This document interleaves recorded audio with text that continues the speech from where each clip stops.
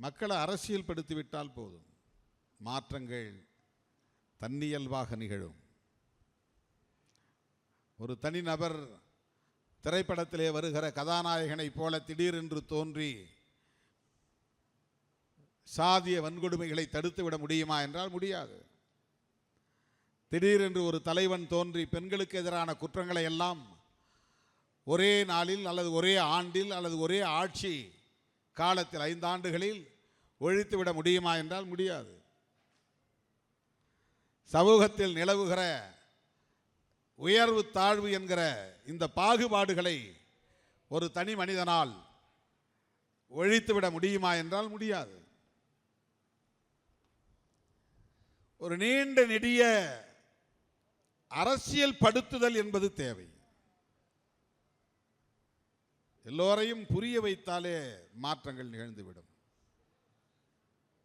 இந்த குழந்தைகள் படிப்பகத்தை உருவாக்கும் போது ஒரு முழக்கம் நான் எழுதினேன். கரும்பாலை தம்பிங்க கேட்டாங்க, விளங்க வைப்போம் விளங்கறுப்போம் என்று அந்த முழக்கம். ஒரு பிரச்சனையை மக்களுக்கு விளங்க வச்சிட்டோம்னா தானாக விலங்குகள் அருந்து போயிடும். நீ போய் அறம் எடுத்துகிட்டு போய் அறுக்க வேண்டியதில்லை. யாருடைய கைகளிலும் இருக்கிற விலங்குகளை உடைக்கிற பொறுப்பு எந்த ஒரு தனிநபருக்கும் கிடையாது, அந்த வலிமையும் கிடையாது. மக்கள் சிறைப்பட்டு கிடக்கிறார்கள் என்றால் அதை மக்களால் மட்டும்தான் விடுவிக்க முடியும். அது எப்போது நிகழும் என்றால் மக்களை அரசியல் படுத்துகிற போதுதான் நிகழும். ஆகவேதான் நாம் மாநாடுகளை நடத்தி கொண்டே இருக்கிறோம், பேரணிகளை நடத்தி கொண்டே இருக்கிறோம், முழக்கங்களை முழங்கிக் கொண்டே இருக்கிறோம், அந்த விவாதங்களை தொடர்ந்து கொண்டே இருக்கிறோம்.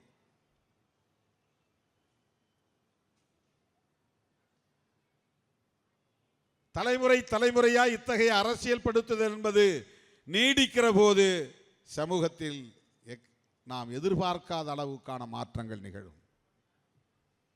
எலெக்ஷன் நேரத்தில் எப்படி வேணாலும் யாருக்கும் மாற்றி ஓட்டு போட முடியும், ஓட்டு போட வைக்க முடியும், எப்படி வேணாலும் ஆட்சி மாற்றங்களை நிகழ்த்த முடியும், ஆட்சியை கைப்பற்ற முடியும். ஆனால் ஓவரால் கூட்டி கழித்து பார்த்தால் சமூகத்தில் எந்த மாற்றங்களும் நிகழ்ந்திருக்காது.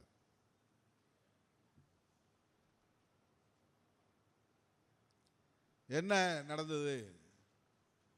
இப்போ திருமாவளவன் எம்பி ஆகி 3 வருஷம் ஜெயிச்சிட்டாரு, 3 முறை ஜெயிச்சிட்டார். என்ன நடந்தது? கேள்வி எழுப்பலாம். ஒரு சுய விமர்சனம் தான். ஏற்கனவே 2 எம்எல்ஏ உருவாக்கப்பட்டது, பிறகு 4 எம்எல்ஏக்களை உருவாக்கினோம், இப்போது 2 எம்எல்ஏக்களை உருவாக்கி இருக்கிறோம், ஒரு அமைச்சரையும் உருவாக்கி இருக்கிறோம். ஆக 6-8 சட்டமன்ற உறுப்பினர்களை உருவாக்கி இருக்கிறோம், 2 நாடாளுமன்ற உறுப்பினர்களை உருவாக்கி இருக்கிறோம், துணை மேயர்களை உருவாக்கி இருக்கிறோம், ஒன்றிய பெருந்தலைவர்களை உருவாக்கி இருக்கிறோம், பேரூராட்சி மன்ற தலைவர்களை உருவாக்கி இருக்கிறோம், நிறைய மாமன்ற உறுப்பினர்களை உருவாக்கி இருக்கிறோம். இதெல்லாம் நிகழ்ந்திருக்கின்றன. ஓவரால் ரிசல்ட் என்ன? ஒட்டுமொத்தமான விளைவு என்ன?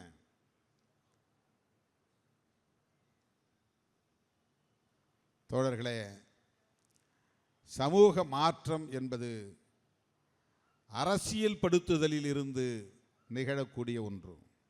அரசியல் படுத்துதல் என்றால் கட்சி அடையாளப்படுத்துதல் என்ற பொருள் இல்லை. நீ இந்த நீல சிவப்பு துண்டை போட்டாலும் போடலை அப்படின்னாலும் இந்த கட்சி பேசுகிற அரசியலை பேச வேண்டும், அதுதான் முக்கியம். நீ நீல சிவப்பு துண்டை அணிந்தால் மாற்றம் நிகழ்ந்து விட்டது என்று பொருள் இல்லை. சாதி ஒழிப்பு அரசியலை பேச துணிந்தால் மாற்றம் நிகழும். நீ நீலம் சிவப்பு நட்சத்திரம் பொறித்த மஃப்ளரை கழுத்திலே போட்டிருந்தால் மாற்றம் நிகழ்ந்து விடாது. தமிழ் தேசிய அரசியலை பேசுகிற தெளிவிருந்தால், துணிவிருந்தால் மாற்றம் நிகழும்.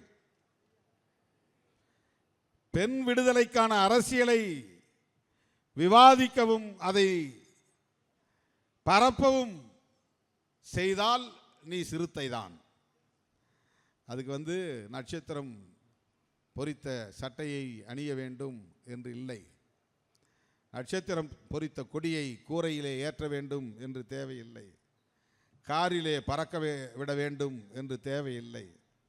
பாக்கெட்டுக்குள்ளே தலைவரின் படத்தை வைத்துக் கொள்ள வேண்டும் என்று தேவையில்லை. நெஞ்சத்திலே சாதி ஒழிப்பு, தமிழ் தேசியம், பாட்டாளி வர்க்க விடுதலை, மகளிர் விடுதலை, ஏகாதிபத்திய எதிர்ப்பு என்கிற அரசியல் இருக்க வேண்டும். இந்த அரசியல் இருந்தால், இந்த கொள்கை கோட்பாட்டு தெளிவு இருந்தால் நீ சிறுத்தை தான்.